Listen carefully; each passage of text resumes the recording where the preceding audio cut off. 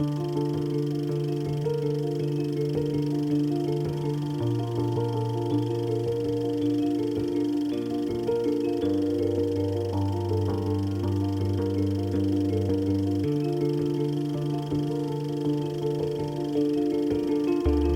1923, Herbert Whitley opened the gate to Paignton Zoo, then known as Torbay Zoological Gardens, for the first time.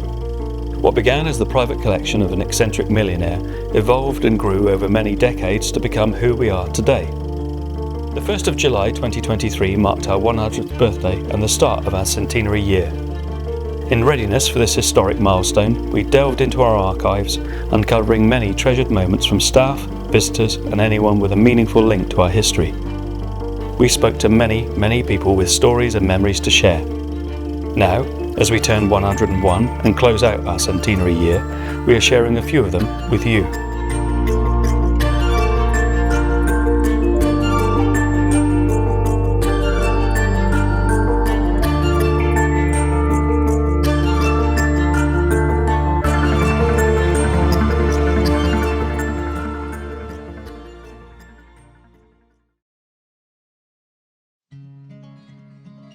My name is Frances Lister, and I used to work at the zoo as a keeper in the 1950s. I was born in Yorkshire, so I come from and I wasn't clever at school at all, but loved animals. So he said, well, why don't you work in a zoo? So never heard of a zoo. So I wrote to about 5 zoos. I can't remember them all now. And I had an answer from Paignton to go down. I had to go down by train, cost £4 return from Yorkshire. I was met at the station by Mr. Smith, who was the boss of the animal section, and it was lovely. And I was lucky because so long as you worked in Pet's Corner, nowhere else, Pet's Corner, so that was okay. And then, as I said, we had this Asian flu, which just about was dreadful all over the country. And I had to go and help here, and I had to go and help there. So I had a little taste of all around the zoo, apart from the aquarium. In the aquarium, there were 2 alligators, and they had a big inside pool. And one time I went there, and between me and these 2 alligators, which were outside, sitting on the edge of the pool, was a tooth. And I said to the keeper, can you get me that tooth, please? If you want it, you can get it. And I crept towards this tooth, with these alligators looking at me. They never shifted. They never blinked an eye. They could have been dead. But I got the tooth. I've lost it somewhere. But it was a very good aquarium in those days. They had lots of fishes. So I didn't have much to do with the chimps. We had a chap called Neil, I can't remember his name, and he was very good with them. So we had an eland, a huge thing, one of the largest of the cattle type things, enormous twisted horns, called Danny Boy. And he was lovely, but it was interesting. No health and safety. You know, we scratched the hair of this animal, and so there we are. Here I am, still alive. My name's Tara Sanders, and I have loved the zoo ever since I was little. Even chose it as a school project subject when I was in secondary school. Used to be a Paws member and come to the Gibbon Club activities. So yeah, zoo's been part of my life for a lot of years. Just going through old photographs from when we were younger and our parents were younger, and looking through all the changes. We also looked at exciting parts of the zoo's history, so any escapes that have actually happened as well. So yeah, it was quite an interesting process to learn a lot of the background of somewhere that we loved to come when we were in our teens. Also just learning about Herbert Whitley really as well, and how he started everything, and his enthusiasm for wildlife and wanting to bring that to the masses, and that's why he wanted to sort of start bringing animals to this area. I've always loved wildlife and sort of animals and nature. It's been sort of a big part of my family. And coming to a zoo, you can really get close to nature, and it was just a great way to learn more in an interesting and exciting way. You're not just reading a book. As much as I loved reading, if you can actually then see a giraffe whilst you're reading about giraffes, it just brought everything to life. It was a great place to come. Parents could just drop us off, so they got a bit of a break on a Saturday morning. And we could just go around, look at the wildlife. And it's not just the wildlife that's in the enclosures as well, it's the sort of, there's so much natural landscape. So you're seeing the robins, you're seeing the blue tits, you're seeing all the bees. It's just a really lovely place to come that's quite calming, and it's just a great place to learn about nature. We were able to feed the giraffes quite close. We fed Duchess and Gailey elephants in their enclosure as well.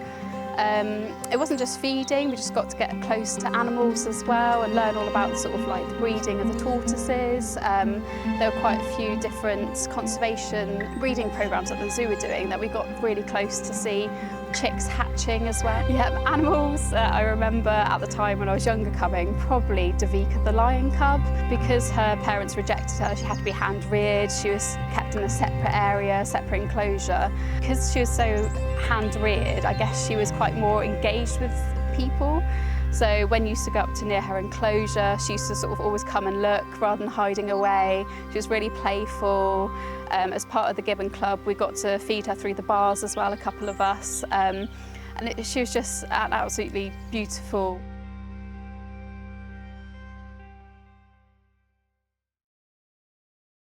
Right, Herbert Whitley was my great-great-uncle. He was one of, I think, 5 brothers who moved down here from up north, Liverpool, Cheshire sort of area. I can't actually have memories of meeting Herbert because I can go to see Uncle Herbert and he would disappear out the door when we were kids, out the back door. All the things about him being a complete recluse are true.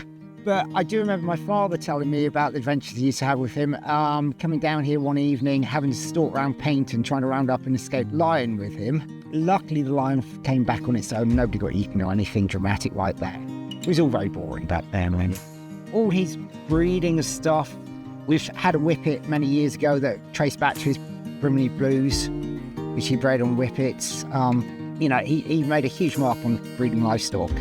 We decided I know more things coming from the farming side of the family. But he was, an amazing man. I wish I'd been able to, met him when I was older and been able to meet him now to talk to. My early memories of the zoo, my grandfather was on the original board when it was first set up with the Herbert Whitley Trust. He was on the board with my great-uncle Philip Mitchamore, and Jerry Reed, who was the chairman. And even though my grandfather was on the board, we always used to be sneaking through the staff entrance, so we never had to pay. Come down there. Now, even as a child, I used to drag my family straight off, go and see the cheetah and go and see the birds of prey. Absolutely always. And then they'd be allowed to take me around the rest of the zoo. Hi, I'm Jasmine Osmond.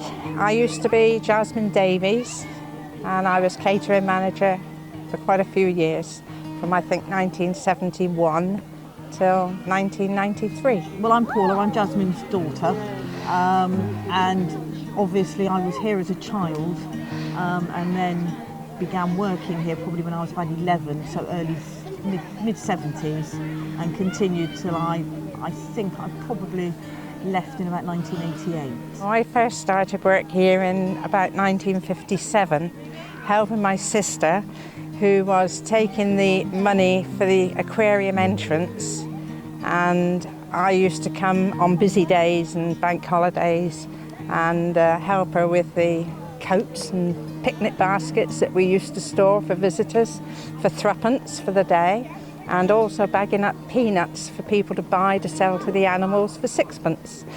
So a lot of responsibility. I was about 11, 12 years old then.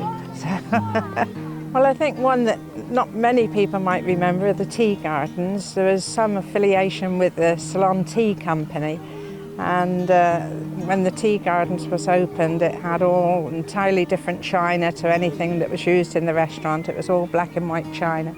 And we used to sell trays of tea to the general public from the tea gardens. Another early memory is before that, really, in Mr. Dixon's time, lovely mornings when it was always sunny on a bank holiday.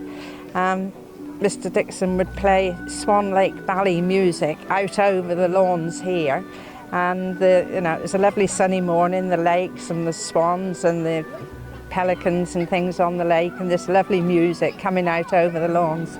And I suppose that has always remained in my memory. I can sort of see those mornings, I was in the zoo for sort of a lot of my early childhood, right the way through, and I think my first sort of employment was when I was about 11. I would be asked if I wouldn't mind collecting the peacock feathers from around the zoo. As early morning, the peacocks overnight, they'd be molting, dropping their feathers, so I would scamper around first thing in the morning, collecting what I could. And then my task in the afternoon would be to try and sell them to the general public outside the restaurant here. So I think that kept you amused. It kept me out of trouble. But there was sort of a good price tag on those. Without the eye, they would be 12.5 pence, and then with the eye, they would be 15.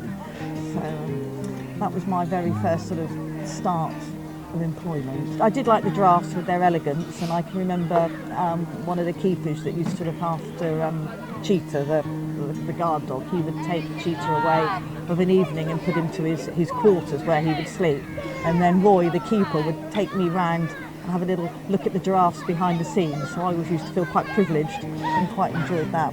Everybody played their part in your bringing up, yeah. I think. I do remember going on Baboon Rock before the baboons went on there, and I'm always quite tickled with that, because it was in the building of it. It was just nearing completion, and we went on after hours one night, and I can remember being told that there was 2 pools, and one was going to be filled with water, one was going to be filled with sand, and I thought it was marvellous that these baboons that were going to go on there would have their own beach with water and sand, and that was quite a privilege, really. You're to envious. Go on there. I was envious, but not now, not seeing how they behave on there. So after Jumbo died, new elephants, there was going to be 2, and I can't remember whether 1 or 2 came from Longleat, but I was quite small at the time. I think I was 8 or 9, and Mr Francis knew I hadn't been to Longleat, and so actually he said, would I like to have a day off school, and took Mum and I with him to go and have a look. I think the elephant had already been chosen, but he was going up to sort of sign the deal and to purchase a new elephant, so we went along with him. And I can remember being in the car, and the new elephant, I can't remember if it was Duchess or Gay, it may have been both, and we looked down this slope, and he said, that's the ones, the ones we're having.